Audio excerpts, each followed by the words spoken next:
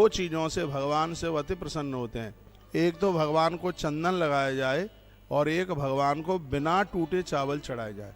भगवान भोलेनाथ को चावल इतना प्रिय है कि भगवान भोलेनाथ के ऊपर 1.25 लाख चावल चढ़ाने से लोग अखंड लक्ष्मी प्राप्त कर लेते हैं, बहुत धन प्राप्त कर लेते हैं। इतनी बड़ी महिमा है। यावत चंदनम छिपे तंदुलई सुंदरई तत्र पूजिए शंकरम मुदाहा।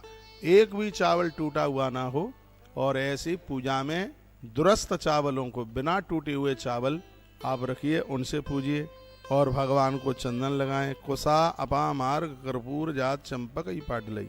भगवान को कुसा प्रिय है। अपामार्ग के अंदर कौआ, कपूर, करवीर, कनेर के फूल, ये उन्हें बहुत प्रिय है। तत्पश्चात फिर कहा जलेन जलधारा च कल्पयेत परमेश्वर।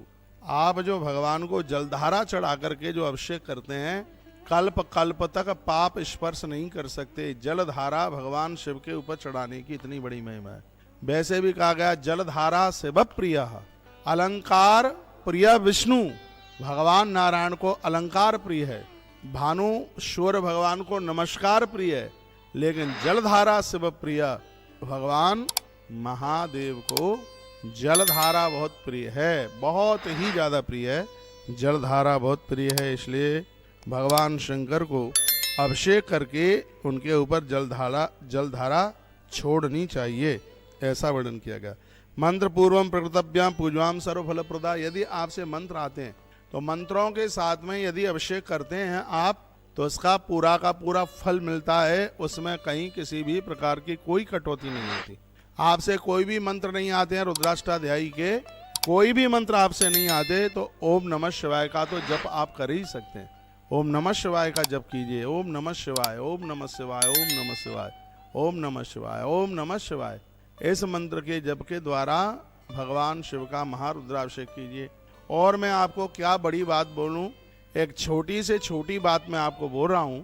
आप अपने घर में भगवान शिव का अभिषेक आज से ही आरंभ कर दें, कल सुबह से आरंभ कर दें। यम यम चिंतते कामम। तुम जो सोचेंगे वही अपने आप में बिल्कुल पूरा हो जाएगा। आपके कार्यों को कोई बिगाड़ नहीं सकता, आपके कार्यों को कोई रोक नहीं सकता। आपकी हर समस्या का समाधान उसी समय हो जाएगा जिस समय आप भगवान शिव का महाअभिषेक, महारुद्रा अभिषेक आप आरंभ कर देते हैं।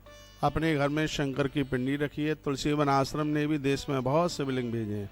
हो सकता है आपके भी घर में किन्हीं किन्हीं के में आए होंगे, शंकर जी आए होंगे। देखो आए हैं, शंकर जी आए होंगे, सालराम भगवान आए होंगे, किताबें आई होंगी, तो इनका पाठ करते रहिएगा और भगवान महादेव को, भगवान शिव को पूजते रहिए। अर्घम दत्तात् पुष्पाणि पादेयो शुभ कार्य च। किसी भी देवता को आप निलाते हैं उसमें 2 एकाध फूल डाल लीजिए। भींगा फूल भगवान को नहीं चढ़ाते, लेकिन जल में फूल डाल करके उस जल से भगवान को स्नान कराना बहुत ही ज्यादा शुभ माना गया है, बहुत ही ज्यादा दिव्य माना गया है, बहुत ही ज्यादा पावन माना गया है। हस्ते गृहीत्वा पुष्पाणि समुत्थाय कृतांजलि। आरती के तत्पश्चात हाथ में फूल लेकर के आप भगवान को पुष्पांजलि करते हैं। ग्रंथाकार कहते हैं कुबेर का भंडार खाली हो सकता है, आपके घर में कभी भी अन्न धन की कमी नहीं आ सकती। पुष्पांजलि की इतनी बड़ी महिमा है। भगवान शिव को पुष्पांजलि समर्पित करने का इतना बड़ा महात्म्य है। लिंगार्चन के पूजा की बड़ी महिमा। मार्जनम तु तथा कार्यम शिवस्यो पर वही पुनः नमस्कारम तथा शांतिम। वर्णन किया गया आरती के बाद भगवान को आदि परिक्रमा कीजिए और उन्हें वंदन कीजिए, प्रणाम कीजिए। कल्याणम जायते तस्यः। बताते हैं शुक्ल पक्ष यथा शशि। जैसे शुक्ल पक्ष में चंद्रमा की वृद्धि होती है, भगवान महादेव का पूजन करने से, अभिषेक करने से आपके परिवार की ऐसे ही वृद्धि होगी। कोई आपके घर की तरक्की को रोक नहीं सकता।